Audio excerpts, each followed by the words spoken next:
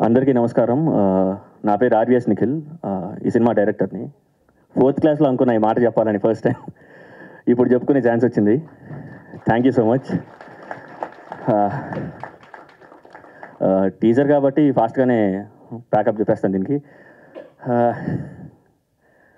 Firstly thanks to RV Mohan, Aruna Mohan, మా అమ్మ నాన్న. వాళ్ళ పుష్ లేకపోతే ఇదంతా ఉండేది కాదు, ఇక్కడికి వచ్చేవాడినే కాదు. సో వాళ్ళకి అండ్ నాకు ఫస్ట్ నుంచి ఇన్స్టెంట్ ఎంతో సపోర్ట్ చేసిన నా ఫ్యామిలీ మెంబర్స్ వంశీ, గౌతమ్, మనోజ్, ఇలాగా ఎంతోమంది అందరూ సపోర్ట్ చేసి ఇక్కడ దాకా తీసుకొచ్చారు. ఇక్కడికి వచ్చాక ఈ స్టోరీతో తిరుగుతూ ట్రావెల్ అవుతూ అటు ఇటు ట్రై చేస్తూ ఉంటే లక్ నిజంగా యూనివర్స్ అది ఇది అంటే నాకు ఆ మాటలు తెలియదు, కానీ రాహుల్ యాదవ్ అక్క గారు దొరకడం డెస్టినీ మార్చేసింది నాకు. So thank you sir, thank you so much, life time. And ఈ సినిమాకి ఫస్ట్ నుంచి అందరూ సపోర్ట్ చేసిన నా డైరెక్షన్ టీం వాళ్ళు అసలు extreme level of support right పాత్లో పెట్టడానికి ట్రై చేస్తూ ఉన్నారు. Ashok Gamidi, Bharat Rampalli, Bhadram, Shiva ESK, Namaswamy, always support మీ నుంచి వచ్చింది కాబట్టి ఇదంతా thank you.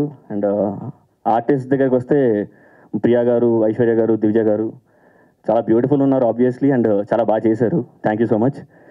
And Kishore sir, మీరు back bone sir.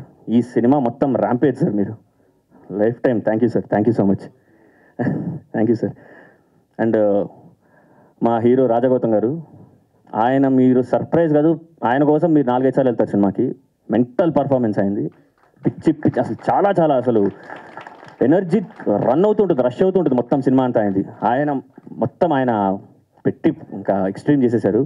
And sorry మా డిఓపి మితేష్, ఇద్దరి మధ్య డిస్కషన్స్ అవుతుంటే ఫైనలీ మంచి అవుట్పుట్ కోసమే ఫైట్ చేశాము. అండ్ ఎడిటర్ ప్రణీత్, అతను చాలా సైలెంట్, అస్సలు మాట్లాడు, కానీ మాట్లాడితే మాత్రం అన్ని సెటైర్లే. అండ్ మ్యూజిషియన్ శాండిల్య పిసపాటి గారు, ఇతను ఎప్పటి నుంచో కొద్ది పరిచయం ఉంది, చాలా హెల్ప్ చేశాడు, చాలా సపోర్ట్ చేశాడు మ్యూజిక్ విషయంలో అన్నిట్లోని. Thank you Sandilya. And legend Brahmanandam గారండి, మహానుభావులు, నిజంగా దేవుడు ఆయన నాకు. ఎందుకు అంటే కొద్దిగా శివ అవుతాను మాట్లాడడానికి. ఆయన మీదనే కథ రాయాలి, ఆయన కోసమే కథ రాయాలని కష్టపడి పట్టుబట్టాను సార్. మొత్తం ఇది ఏదైతే చూస్తున్నారో ఏదైనా ఉందో ఈ సినిమా రాయడానికి రావడానికి అన్నిటికీ కారణం బ్రహ్మానందం గారు. ఆయన లేకపోతే ఈ సినిమా లేదు, ఆయన లేకపోతే నిఖిల్ అనే దర్శకుడు లేడు, ఆయన వల్లే ఇదంతా.